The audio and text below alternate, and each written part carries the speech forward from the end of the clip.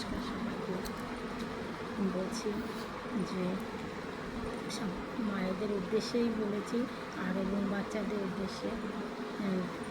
কারণ হলো যে আজকাল তো রোগে তো ছোটো বড়ো কাউকেই দেখে না, তার জন্যই এই তবে তো বলা উচিত।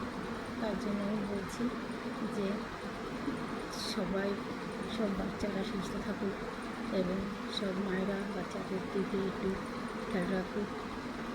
কারণ হলো যে আমার এই যে সোনাইকে দেখতে পাচ্ছ না, সোনাইয়ের বয়সে 8 বছর।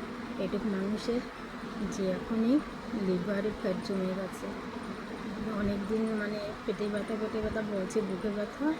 তাই আমি প্রথম গুরুত্ব দিই নেই যে পেটে ব্যথা হয়তো তেল মালিশ করলে ঠিক হয়ে যাবে।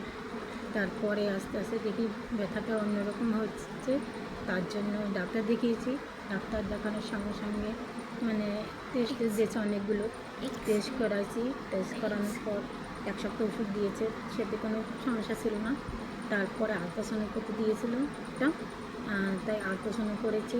আলট্রাসাউন্ড রিপোর্টে একটা মানে সমস্যা ধরা দিয়েছিল, সেটা হয়েছে লিভারে ফ্যাট জমে গেছে। কিন্তু এইটুকু বাচ্চার লিভারে ফ্যাট জমা উচিত না।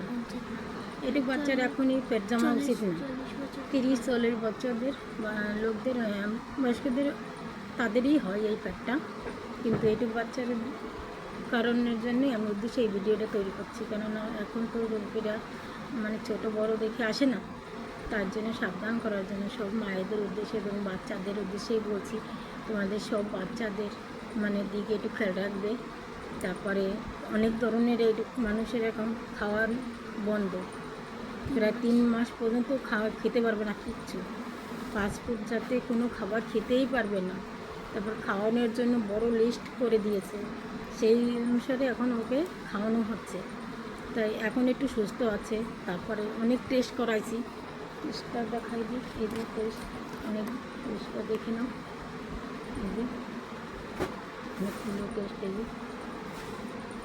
যে টেস্টটা দেখতে পাচ্ছি। এই যে টেস্ট দেখলেই তোমরা বলতে পারবে যে কী কারণ, যে এটুকু মানুষের যে এখনই যে এই সমস্যাটা ধরা দিয়েছে। আমি সঙ্গে সঙ্গেই ধরতে পেরেছি, চিকিৎসাটা তাদেরকে করেছি, কিন্তু এখন একটু সুস্থ আছে। আর তোমাদের বাচ্চাদের একটাই কথা বলবো যে যত ফাস্টফুড জাতীয় খাবার আছে সেই খাবার একটু কম খাওয়াই পারলে খুব ভালো হয়। কেন আমার এই বাচ্চাও খুব ফাস্টফুড খেতে একটা ভাত খেত না, কিন্তু খেতে এখন এই পজিশনে এসে গেছে। এখন এই বাচ্চা কিচ্ছুই খায় না। তার জন্য সব মায়েদের কাছে একটাই অনুরোধ, বাচ্চাদের দিক খেয়াল রাখো এবং বাচ্চাদের একটু ফাস্টফুড থেকে দূরে রাখার চেষ্টা করো। কারণ এখন তো ছোটো বড়ো কোনো রোগের কোনো নেই, কখন কি হয়ে যায় তার তো কোনো ঠিক নেই।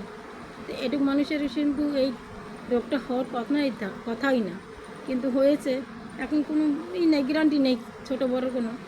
তার জন্যই সবার মাকে একটাই কথা যে সব বাচ্চাদের দিকে একটু খেয়াল রাখো, ফাস্টফুডটা থেকে এড়িয়ে থাকো, যত ভাজা পুরো থেকে মানে একটু, তারপরে তেল মশলা থেকে একটু এড়িয়ে থাকো।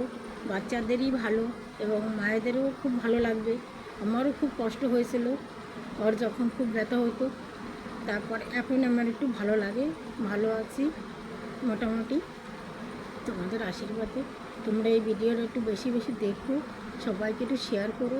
আর যদি ইউটিউব থেকে যদি দেখো, চ্যানেলটা একটু সাবস্ক্রাইব করে দিও, শেয়ার করে দিও বেশি করে। আর ফেসবুক থেকে দেখে থাকো যদি একটু পেজটা একটু ফলো করে দিয়ে আর একটু শেয়ার করে দিও।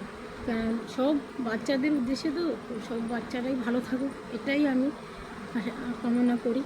সবাই ভালো থাকলে মায়েরাও ভালো থাকবে। সবাই ভালো থাকলে, তুমি কিছু বলো। সব মায়েদের এগুলো পাঠিয়ে দিও। টাটা। বলো কি সব ভাই বোনদের উদ্দেশ্যে এটা, সবাই তোমরা ভালো থেকো। সব ভাই বোনদের উদ্দেশ্যে সবাই তোমরা ভালো থেকো। কেউ বাইরের ফাস্টফুড খেও না, নাহলে আমার মতো এরকম হতে পারে রোগ। নমস্কার।